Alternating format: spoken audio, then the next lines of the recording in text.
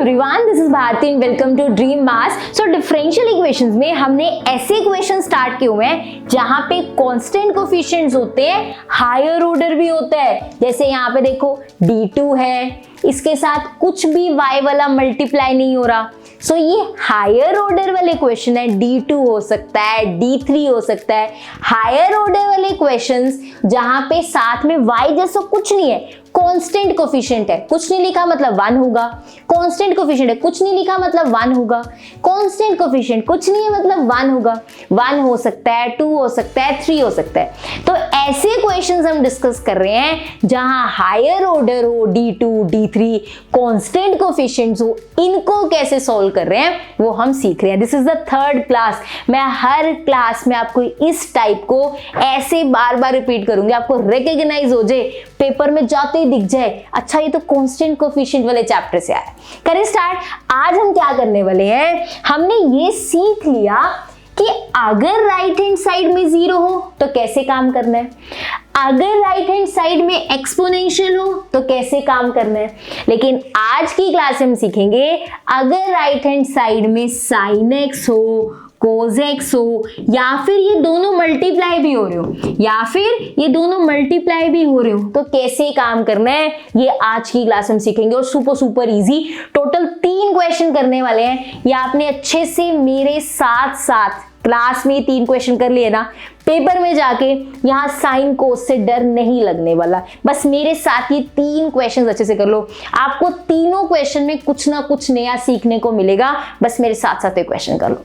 करें स्टार्ट फटाफट से। चलिए भाई, क्वेश्चन हमें पता लग गया कौन से चैप्टर से है, दैट इज कांस्टेंट कोफिशिएंट वाले चैप्टर से है। डिफरेंशियल इक्वेशन में बहुत सारी चीजें होती हैं, that is homogeneous, separation variable, exact. मैं हर चैप्टर में बताती हुई चल रही हूँ, कैसे पेपर में जाके पता लगेगा कहां से क्वेश्चन आया। ठीक है, स्टार्ट करते हैं।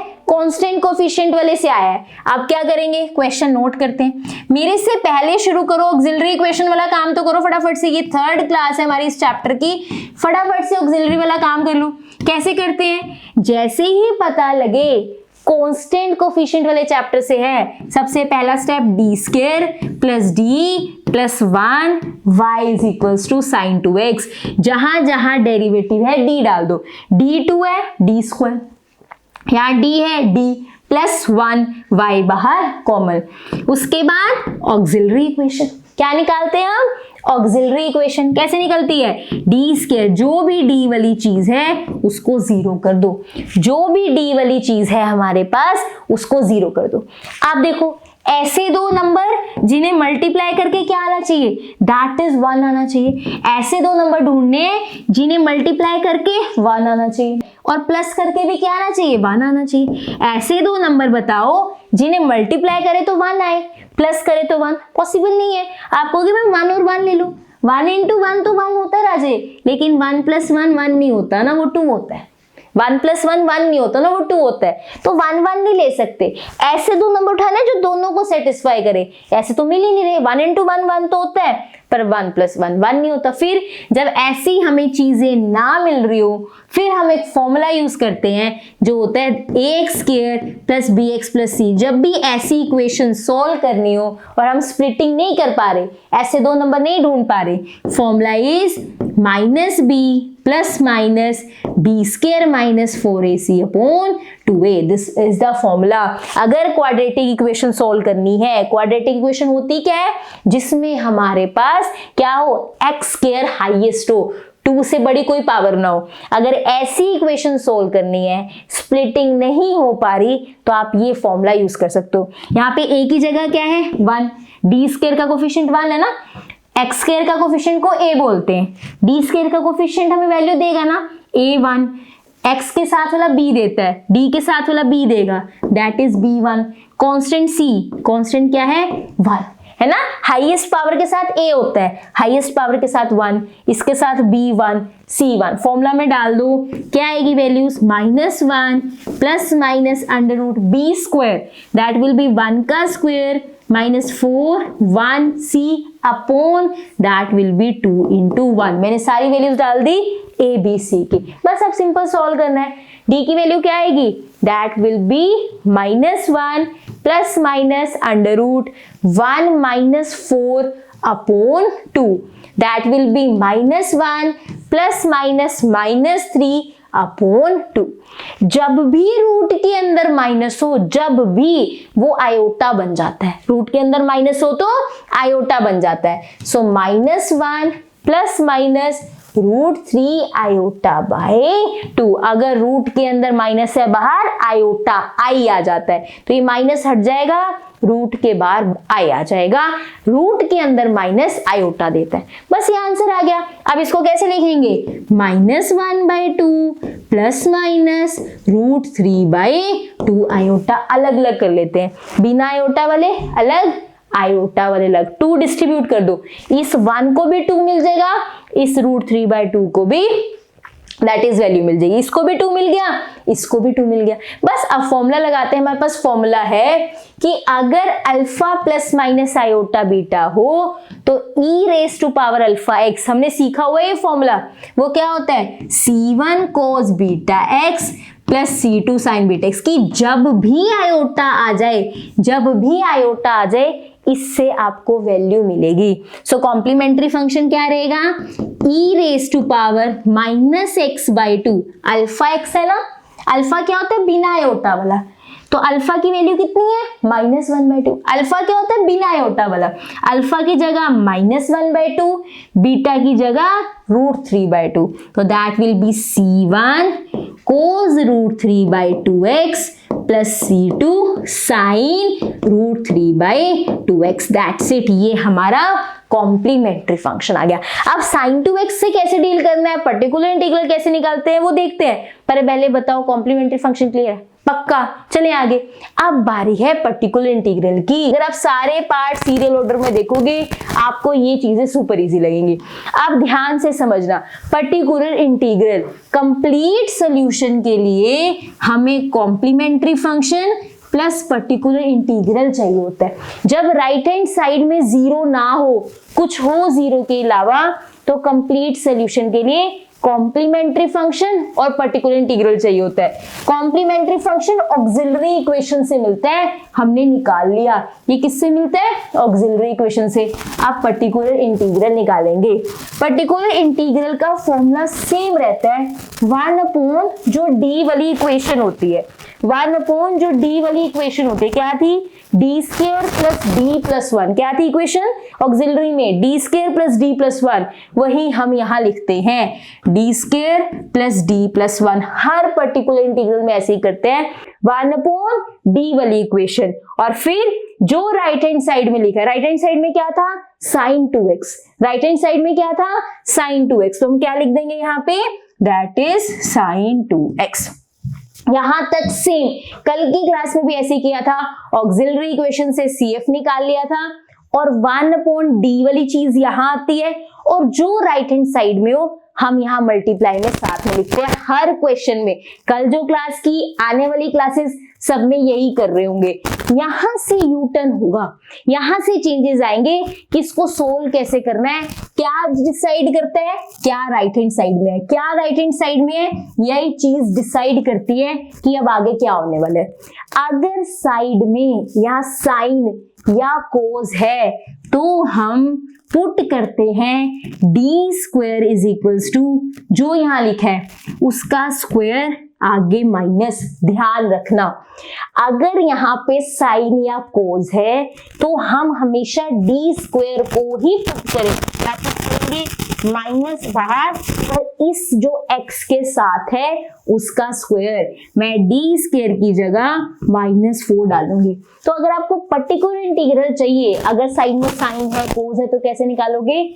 d² इज इक्वल्स टू यहाँ जो चीज लिखी है माइनस ऑफ दैट का स्क्वायर। अगर यहाँ पे होता 3, मान लो sin 3x होता, तो d² is equals to -9 minus of इसका स्क्वायर। अगर sin 4x होता तो मैं d² को -16 पुट करती। ये इसका फॉर्मूला है, ये इसको डील करने का वे है। अब ध्यान से देखना, सुपर इजी है, जल्दी से समझ आ जाएगा।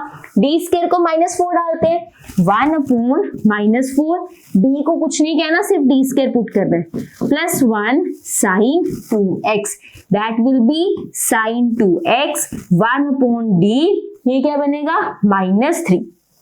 ये तो गड़बड़ होगी, साइन तो सिर्फ डी स्क्वायर को पुट करने देता है, ये 1/d-c को कैसे हैंडल करूं?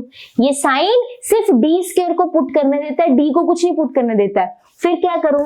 जब आप ऐसे कभी ऐसे स्टेप पे आ जाओ कैसे d-3 d-2 बचा है, तो आप क्या करोगे? इसके प्लस के साथ मल्टीप्लाई और प्लस के साथ डिवाइड। अगर यहाँ d-3 है तो मैंने d+3 से यहाँ और d+3 से यहाँ क्यों किया बताती हूँ। क्योंकि यहाँ फॉर्मूला बन जाएगा a-b a+b, a² minus b²। यहाँ एक फॉर्मूला बन जाएगा that is a-b a+b, a² minus b²। जब भी आपके पास ऐसे साइन हो, आप पुटिंग करने लगो, सिर्फ d-3 d-2 d-1 ऐसी चीजें बच रही हैं, तो आप उसी के प्लस के साथ प्लस ऊपर भी और नीचे भी ले लो। यहाँ फॉर्मूला बन जाएगा a-b a+b, a² minus b²। हमें नीचे d² मिल जाएगा, हमें नीचे d² मिल जाएगा। यही d² हमें चाहिए, यही d² हमें चाहिए ताकि हम पुट कर पाए। अब क्या पुट करेंगे? Put d² is equals to -9। क्या पुट करेंगे d² को? -9 क्यों? -4। ये 2 है ना यहाँ पे, d² को -4 क्या होगा? d+3 -4 -9 sin 2x बन जाएगा क्या? सुपर इजी, बस कंप्लीट होने वाला है। d+3 -13 sin 2x। अब मेरी बात बहुत ध्यान से समझना, हम कर क्या रहे हैं? CF तो सेम स्टेप से निकला, लेकिन पर्टिकुलर इंटीग्रल के लिए अगर यहाँ साइन आ जाए फिर कैसे काम करते हैं? d² को minus of this square put करते हैं। ये मैंने पुट कर दिया, ये खत्म हो गया पुटिंग के बाद, ये बन गया। नीचे d² है ही नहीं, मैं किसे पुट करूं? इस d को खत्म तो करना है ना, फाइनल आंसर में d नहीं होता। अब वो कहता है मैं सिर्फ d² को पुट करने दूंगा, d पुट करने नहीं दूंगा, तो मैंने नीचे d² बना लिया। d² को पुट करने देगा, कोई बात नहीं, मैं d² बना लेती हूँ। d-3 था, मैंने d+3 यहाँ दिया, d+3 यहाँ दिया, उससे d² बन गया। पुटिंग करी, मैं यहाँ पहुंच गया। सुपर इजी, ध्यान से समझना। ये क्या बनेगा? -1/13 बाहर, ये d है ना, d बांट दो, d sin 2x + 3 sin 2x। यहाँ मैंने ब्रैकेट खोल दी। नीचे वाले d से प्रॉब्लम थी, ये d-3 का मैं कुछ नहीं कर सकती थी, लेकिन ऊपर है तो ब्रैकेट खोल दो, d of sin 2x + 3 sin 2x। अब देखो, d का मतलब होता है डेरिवेटिव। d का मतलब क्या होता है? डेरिवेटिव। d हमने किसको पुट किया था? डेरिवेटिव को ही ना, तो इसका मतलब डेरिवेटिव होता है।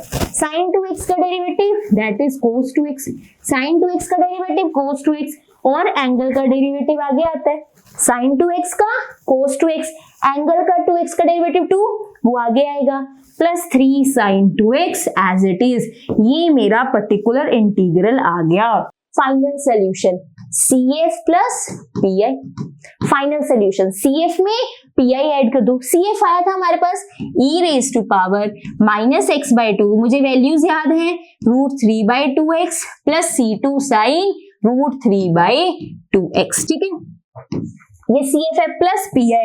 ये रहा प्लस PI। क्या है? यहाँ पे प्लस आना प्लस था, पर बाहर माइनस है, प्लस माइनस माइनस हो गया।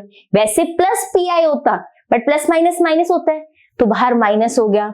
1/13 2 cos 2x + 3 sin 2x। That's it, this is the final answer. एक बार चेक कर लेते हैं हमारा, दैट इज CF हमने गलत तो नहीं नोट किया, -x/2 और √3/2। ठीक है, यही हमारा आंसर है। फाइनल आंसर ये आ गया। अब बताओ कोई दिक्कत?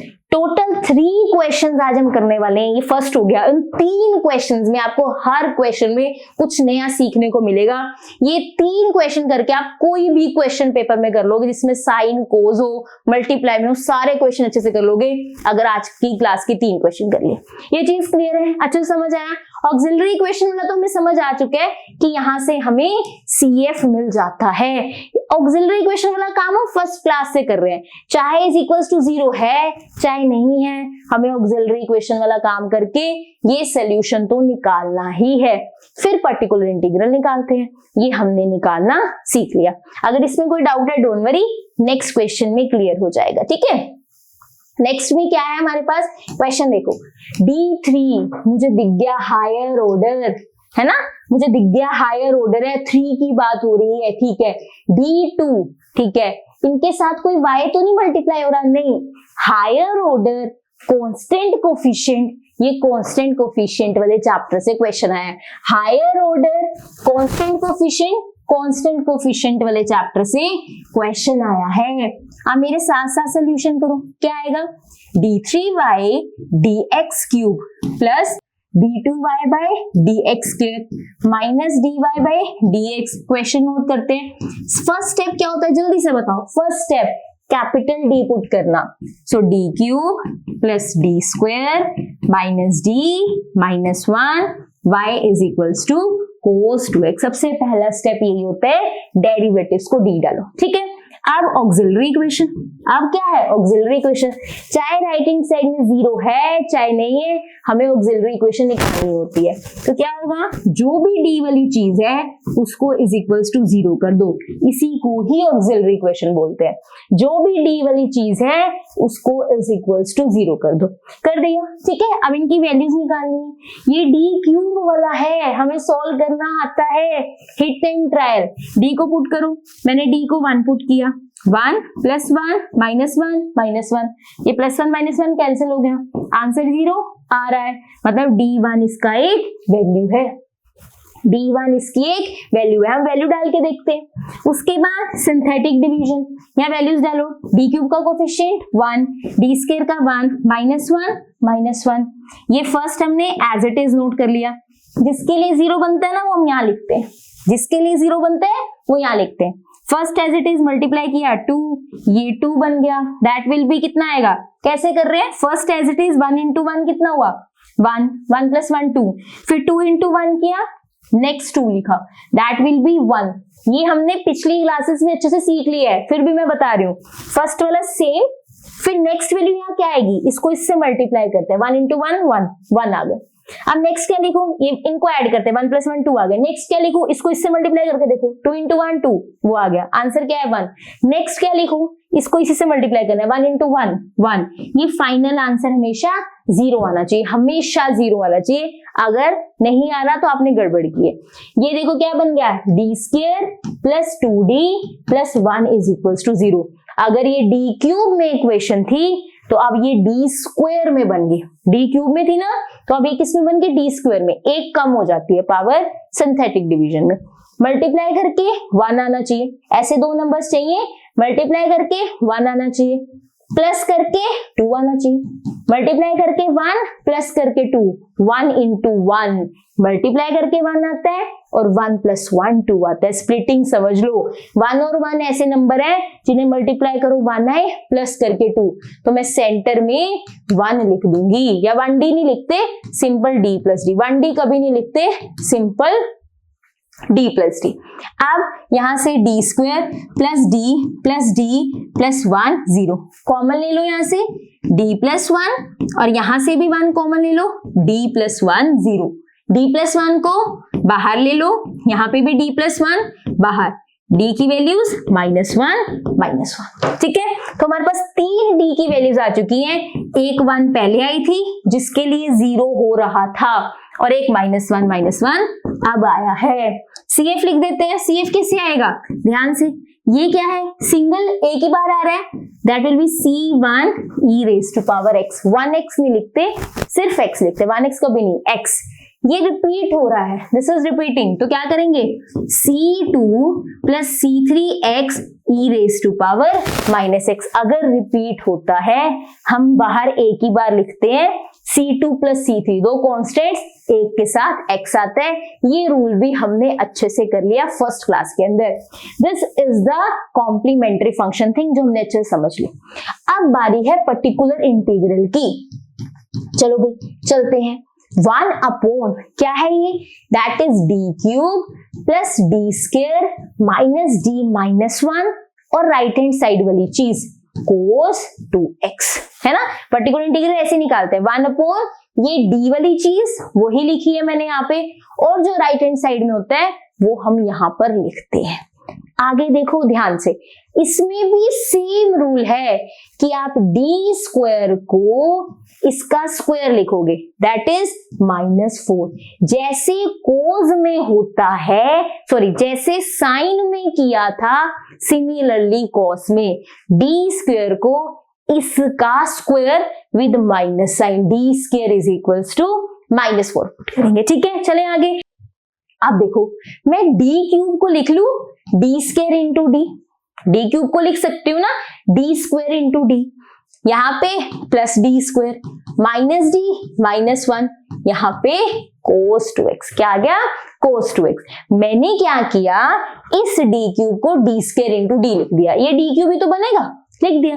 अब डी स्क्वायर की जगह -4 डालू, that will B -4d plus -4 minus D -1 cos 2x।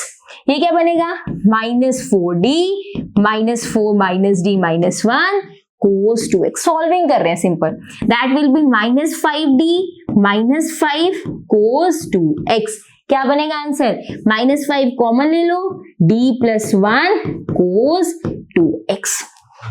समझ आया कि नहीं बताओ, समझ है, सिंपल। मैंने डी स्क्वायर की जगह -4 डाला और चीजें खोल के -5 बाहर कॉमन ले लिया।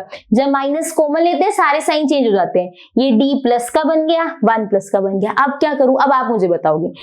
ये कोस कहता है कि डी स्क्वायर को ही पुट करना है, ये नीचे वाला d को कैसे पुट करेगा। कोस का कहते हैं कि नीचे डी स्क्वायर ही होना चाहिए तभी मैं काम करूंगा, पर नीचे सिर्फ d है, कोई बात नहीं, इसको d -1 से मल्टीप्लाई, ऊपर भी d -1। जो यहां साइन हो उससे उल्टा साइन उठा लो। अगर d + 1 है तो d -1 यहां दे दो, d -1 यहां दे दो, क्योंकि इस पे फॉर्मूला लग जाएगा 1/-5 एज इट इज। ये a + b, a - b, a² - b²। एक फॉर्मूला होता है ना, हमें पता है ये फॉर्मूला कौन सा है, दैट इज a² - b² क्या होता है, a - b a + b, है ना। तो वही हुआ देखो, a + b a - b, d² - 1 का स्क्वायर, 1 का स्क्वायर 1 होता है, दैट इज यहाँ क्या आएगा cos 2x। अभी अच्छे से समझ लो, ये as it is solved PDF, यही सेम सोल्यूशन जो मैं यहाँ लिख रही हूँ आपको टेलीग्राम चैनल पे इस क्लास के साथ मिल जाएगा, डोंट वरी। ये सेम सॉल्यूशंस आपको मिलेंगे जो मैं यहाँ लिख रही हूँ, समझ लो अच्छे से। और अगर साथ साथ कर सकते हो बहुत अच्छी बात है, मेरे को पॉज कर दो और साथ साथ यहाँ स्टेप तक पहुंच जाओ। मेरे साथ साथ कर रहे हो उससे अच्छी तो कोई बात ही नहीं है, बट अगर आपको लग रहा है सिर्फ मेरे को अभी समझना है तो समझ लो, ये पीडीएफ मिलेगी। ठीक है, हाँ जी, यहाँ तक पहुंच गए, यहाँ तक तो कोई डाउट नहीं है। तो हम कहाँ पहुंच गए, 1/-5 लिख लेते हैं। कहाँ पहुंच गए, 1/-5 d² - 1 नीचे ही था, हाँ जी बिल्कुल। और ऊपर क्या था हमारे पास, d + 1 - 1। एक बार चेक कर लेते हैं, नेक्स्ट पेज पे आओ, क्रॉस चेक। ये वाला d -1 था ना ऊपर, ये वाला d -1 भी तो ऊपर है, दैट इज क्या है ऊपर, d -1 और cos 2x। अब cos 2x है तो d² को क्या पुट करेंगे, -4। cos 2x है ना ऊपर, तो नीचे वाले d² की जगह माइनस ऑफ इसका स्क्वायर 4 डालेंगे। तो यहाँ पे d -1 पड़ा है, बाहर ये माइनस पड़ा है, ये 5 एज इट इज पड़ा है, d² की जगह -4, नीचे से d हमने खत्म कर दिया, d -1 d -2 d -3 कुछ भी हो, d + 1। नीचे जो d वाली ब्रैकेट है उसको हमने खत्म करना है, वो हमने खत्म कर दिया। दैट विल बी -d -1, ये 5, ये -5, ये cos 2x। एक एक स्टेप आराम से कर रहे हैं। आप देखो ये -d -1, 5 5 25, ये माइनस में है ना, 5 × 5 25 माइनस में है, बाहर एक माइनस था, ध्यान से 5 × -5 -25 बना था, माइनस ऑलरेडी एक बाहर था, प्लस हो गया, that will B cos 2x। अब क्या करेंगे, अब हम 1/25 लिखने वाले हैं। ये देखो 1/25, ये d अंदर मल्टीप्लाई कर रहे हैं, d cos 2x minus cos 2x, d cos 2x minus cos 2x, 1/25। Derivative of cos 2x is sin 2x minus का, cos 2x का डेरिवेटिव माइनस sin 2x, और साथ में 2 भी आएगा। cos 2x का डेरिवेटिव इज sin 2x, यहाँ पे 2 माइनस का, cos x का डेरिवेटिव माइनस sin x होता है, और एंगल का डेरिवेटिव 2 आया, ये cos 2x as it is, minus बाहर ले लेते हैं, -1/25 दैट इज 2 sin 2x, और यहाँ पे क्या बनेगा प्लस cos 2x। क्लियर हुआ, समझ आई चीज? इसको और प्रॉपरली लिख देते हैं, 2 sin 2x plus cos 2x। हाँ जी, ये हमारा पर्टिकुलर इंटीग्रल है। This is the particular integral. Simple sober easy सा काम कि जहां पर cos हो नीचे d स्क्वायर बनाने की कोशिश करो ताकि d स्क्वायर को पुट कर पाए, चाहे sin हो चाहे cos, d स्क्वायर ही पुट होता है। अब complete solution CF plus PI, complete solution क्या था? ये C1 e raised to power x plus C2 plus C3 e raised to power या x e raised to power -x। मुझे d की values याद होती हैं, एक 1 थी, दो -1 थी, देखो यही था। इसी से कॉम्प्लीमेंट्री फंक्शन में दोबारा लिख पाती हूँ बिना देखे हुए। मुझे d याद था 1 -1 तो अगर मुझे d की वैल्यूज याद है मैं कॉम्प्लीमेंट्री फंक्शन लिख सकती हूँ। देखो यही लिखा है मैंने वहां पे, ठीक है। और आगे पर्टिकुलर इंटीग्रल कौन सा था? ये रहा, दैट विल बी, यहाँ पे वैसे प्लस आना चाहिए पर बाहर माइनस है तो माइनस आएगा, -1/25 2 sin 2x plus cos 2x that's it. Super easy question. अगर एक बार फील ले जाओ कि काम हो कैसे रहा है, कांस्टेंट वाला क्वेश्चंस ऑक्सिलरी इक्वेशन वाला काम करेंगे, CF मिल जाएगा। पर्टिकुलर इंटीग्रल का सेम फॉर्मूला 1/d वाली इक्वेशन और जो राइट हैंड साइड में लिखा है वो। अब उसके बाद आता है ट्विस्ट कि आप इसके अकॉर्डिंग कैसा बिहेवियर करते हो। मैंने एक बार आपको एग्जांपल दिया था, घर में गेस्ट हो आपका बिहेवियर चेंज होता है, घर से बाहर गए जैसे गेस्ट जैसे ही बाहर गए आप घर में बिहेवियर चेंज हो जाता है ना। पहले सब कहते हैं ले लो थोड़ा सा कुछ खा लो, आप कहते हैं नहीं, जैसे ही गेस्ट बाहर गया आपने अपनी जो फेवरेट चीजें थी वो उठा ली, बिहेवियर चेंज हुआ ना आपका। ऐसे अगर cos हो तो सॉल्विंग का बिहेवियर अलग है, साइन हो तो क्या है, e raised to power x है तो क्या है, बस ये माइंड हो। अगर cos है तो d स्क्वायर -4, साइन हो तो भी same behaviour d square -4। Putting करते करते मेन स्टेप, अगर d स्क्वायर ना आ रहा हो, जैसे यहाँ पे d+1 बच गया था तो उसे d-1 दे दो ताकि नीचे फॉर्मूला से d स्क्वायर आ जाए। क्लियर है चीज? Now next question, last question आज की क्लास का, बहुत कुछ सीखने को मिलेगा, ध्यान से देखना। क्या लिखा है? सोल्व करनी है, ठीक है।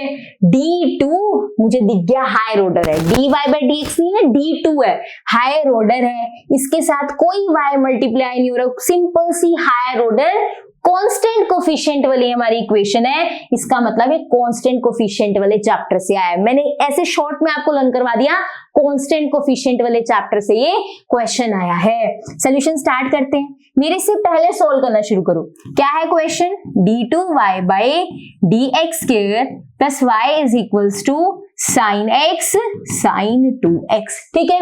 सबसे पहले डेरिवेटिव को d स्क्वायर, सबसे पहले डेरिवेटिव को d डालते हैं, ये d2 था तो d square sin x sin 2x।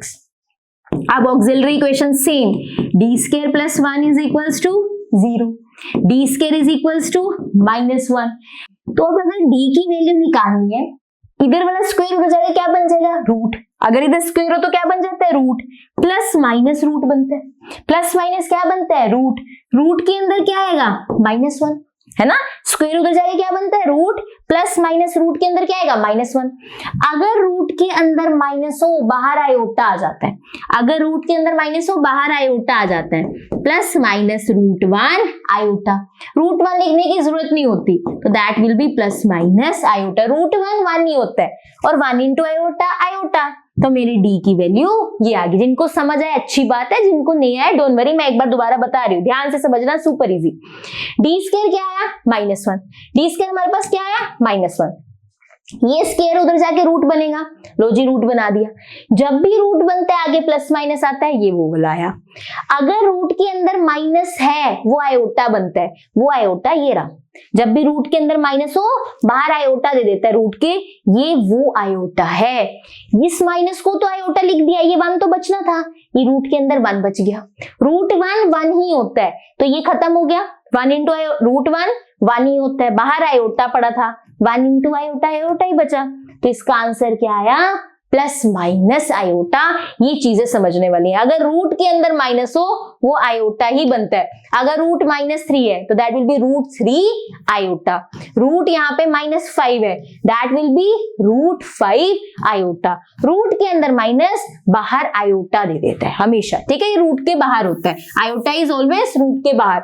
अगर अब ये डी आया है, CF क्या आएगा? हमें पता है कि अगर alpha plus minus iota beta हो तो मेरे पास CF क्या आता है? e⁻⁴ x C1 cos beta x plus C2 sin beta x। ये फॉर्मूला हमें पता है, ये फॉर्मूला पता है, उसी का यूज करेंगे। जो आयोटा के बिना होता है वो अल्फा होता है, जो आयोटा के बिना होता है वो अल्फा होता है।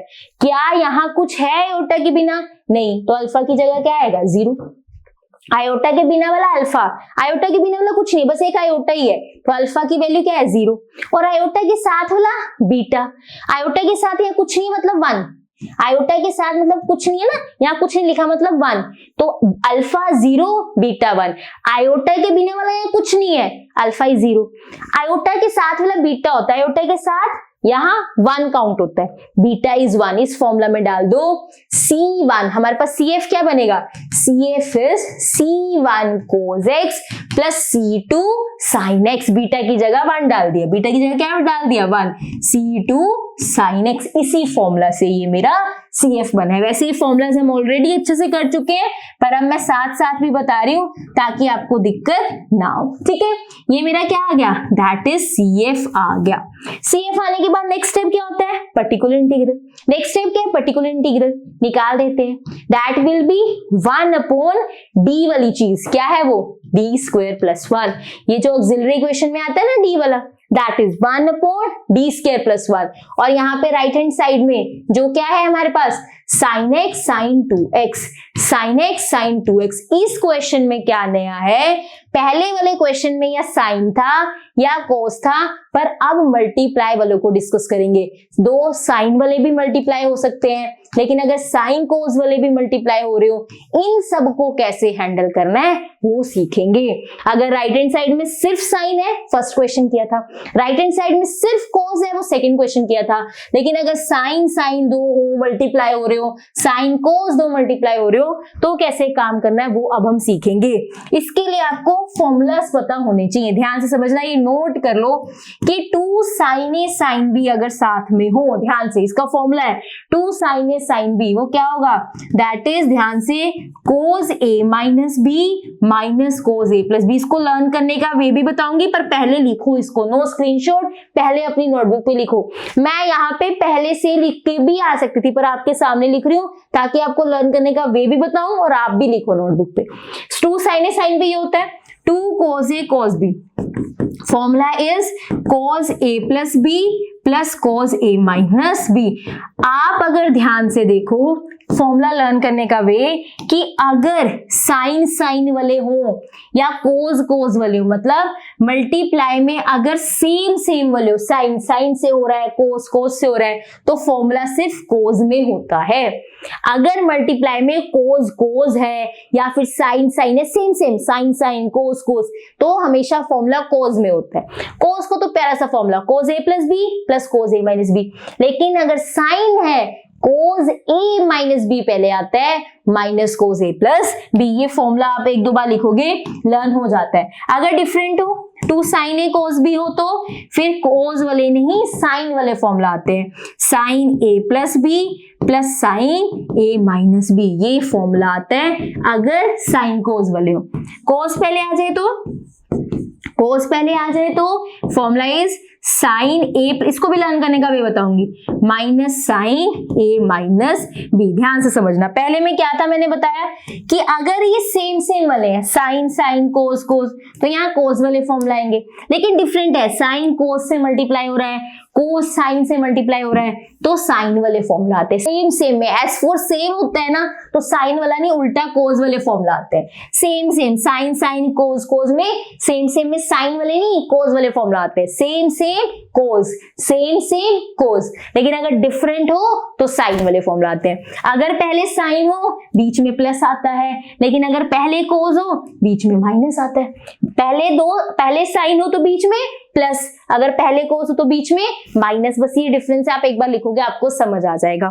इसका यूज क्या है, देखो लिख के ही ये लर्न होंगे, ये ऐसी चीज नहीं है जो आपको लर्न ना हो, आपने बहुत सारी क्लासेस बहुत सारी चीजें लर्न करके क्लियर की है ना, तो ये फॉर्मूला टिप्स पे हो जाएंगे अगर एक बार लिख लिए। अब यहाँ पे साइन एक्स ध्यान से समझना, मैंने ये फॉर्मूलास क्यों बताया। यहाँ पे हमारे पास पर्टिकुलर इंटीग्रल का फॉर्मूला हमें पता है कि डी स्क्वायर प्लस 1 और राइट हैंड साइड वाली चीजें लिखते हैं, ठीक है। जब भी आपके पास sine sine cos cos sine cos multiply हो, यहाँ 2 से मल्टीप्लाई 2 से डिवाइड कर दो। जब भी sine sine sine cos multiply हो, 2 से मल्टीप्लाई 2 से डिवाइड कर दो। ये 1/2 डी स्क्वायर प्लस 1, यहाँ पे फॉर्मूला लगेगा 2 साइन ए साइन बी, 2 साइन ए साइन बी, फॉर्मूला भी किए है, ये क्या है सेम वाले, 2 साइन ए साइन बी, कोस वाला फॉर्मूला आएगा कोस ए माइनस बी माइनस कोस ए प्लस बी। इसको लर्न करने ही पड़ेंगे, एक्सेप्टेड कि मुझे 3 से 4 बार लिखने हैं, लर्न हो जाएंगे। ये फॉर्मूला है अप्लाइड, कोस ए की जगह मेरे पास 1 है, मतलब x है, x minus 2x minus cos x plus 2x, just apply the formula, that's it. अब कुछ सिंपल सा बिल्कुल देखो, डी स्क्वायर प्लस 1, ये कोस of minus x minus cos of 3x, ठीक है। कोस बहुत काम है, इसका माइनस भी हो ना, ये ऐसे ही छोड़ देता, सिंपल आएगा, cos of minus x cos x ही होता है, और यहाँ पे 1/2 d square plus 1, this is 1/2 d square plus 1, और यहाँ पे कोस माइनस एक्स कोस 3x। पहले बताओ यहाँ तक क्लियर है, फिर नेक्स्ट चलते हैं। यहाँ पे ये फॉर्मूला यूज होना था, बट एग्जाम में जरूरी नहीं है ना यहाँ पे साइन साइन हो, साइन कोस कोस कोस कोस साइन कुछ भी हो सकता है, इसलिए मैंने चारों फॉर्मूलास करवाए हैं। ये चारों फॉर्मूलास इसलिए करवाए हैं, पेपर में कोई भी सिचुएशन हो आप इजीली कर लो, ये चारों फॉर्मूलास आपकी हेल्प करेंगे। 2 से मल्टीप्लाई 2 से डिवाइड करो और फॉर्मूला अप्लाई करो, 2 से मल्टीप्लाई 2 से डिवाइड एंड फॉर्मूला अप्लाई करो, ठीक है। चलिए भाई आगे चलते हैं। 1/t D square plus 1, 1/2 d square plus 1, और यहाँ पे क्या लिखा था, that is cos x minus cos 3x। Last step मैंने एज इट इज नोट किया है, कोई चेंज नहीं है, जहां पे हमने छोड़ा था फॉर्मूला अप्लाई करने के बाद, एक सेकेंड रुको, दिस वन, यही last step as it is मैंने नोट किया। चलिए भाई आ जाइए फिर फटाफट से, यहाँ पे ये क्या लिखा है लास्ट स्टेप, अब इसको खोलना शुरू करते हैं। 1/2 d square plus 1 cos x को भी दे दो, माइनस 1/2 डी स्क्वायर प्लस 1 कोस 3x को भी दे दो, ये इसको भी मिलेगा नेक्स्ट वाले को भी मिलेगा, सिंपल ब्रैकेट खोलिए, यहाँ पे पुट क्या करेंगे, डी स्क्वायर को -1, कोस एक्स में क्या है 1 है ना, अगर 2x होता तो 2 देखते, x के साथ कुछ नहीं है मतलब 1 है, तो डी स्क्वायर को 1 का स्क्वायर दैट विल बी 1, आगे 9, इसमें हम डी स्क्वायर की जगह -1 डालेंगे, और इस वाले में डी स्क्वायर की जगह हम -9, ये 3 है ना, इसका स्क्वायर 9, आगे माइनस, तो इसमें डी स्क्वायर में -9 डलेगा, इस वाले डी स्क्वायर में -1, क्योंकि इसके बाहर cos x बैठा है, इसके बाहर cos 3x। आप क्या करेंगे देखो, cos x as it is, ये 2 as it is, -1 + 1, D square को पुट करना है, डी को नहीं, ध्यान से, -1/2 -9 + 1 that will B cos 3x। Question complete होने वाला है, ध्यान से, -1/2 that will B -8 cos 3x। एक चीज ध्यान से देखो, ये क्या है -1 + 1, ध्यान से देखना, ये क्या है -1 + 1 दैट विल बी 0, ध्यान से, मैं अलग पेन से कर रही हूं ताकि आपका ध्यान जाए, नीचे क्या आ गया 0, this is the case of failure.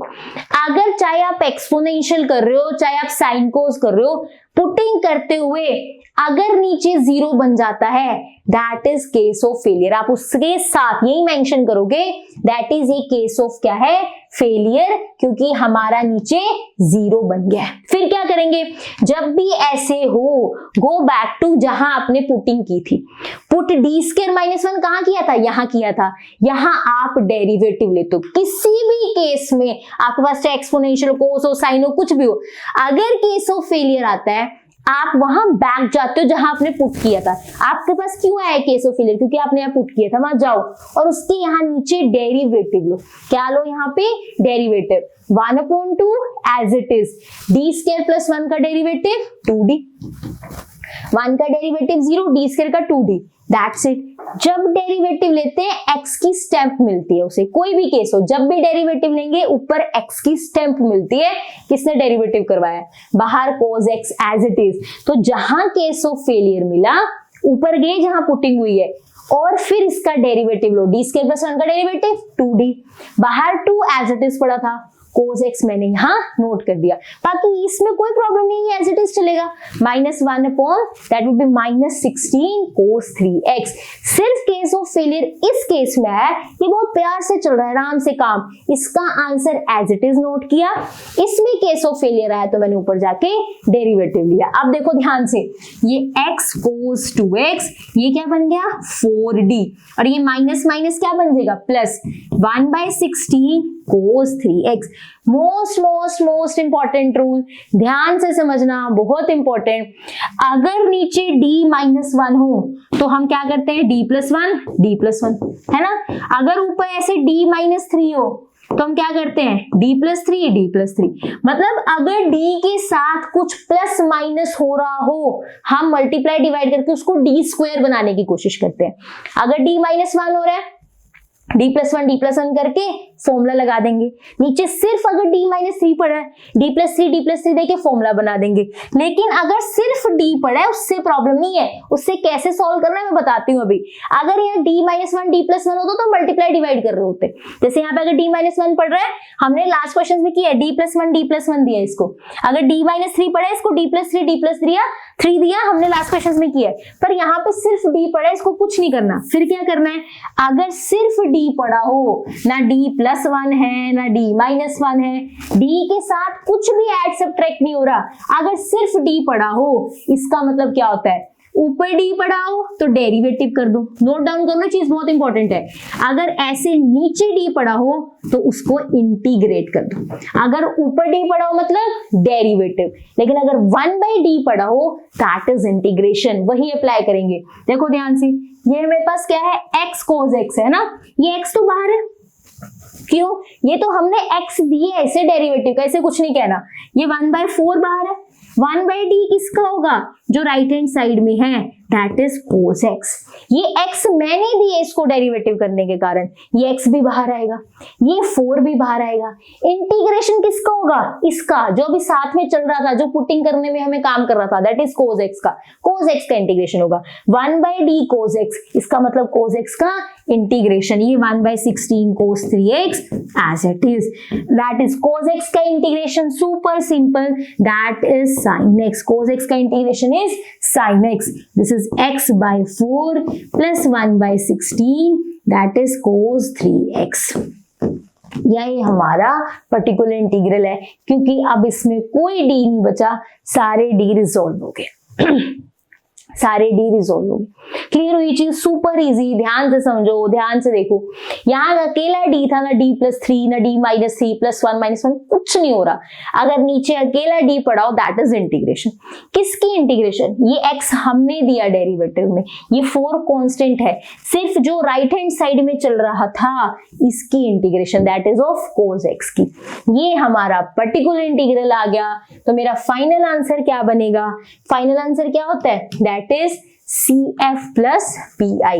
Final answer is CF plus PI। क्या था, that is C1 cos x plus C2 sin x, particular integral x/4 sin x plus 1/16 cos 3x। This is the final answer, ये हमारा final answer है। This is the complete solution.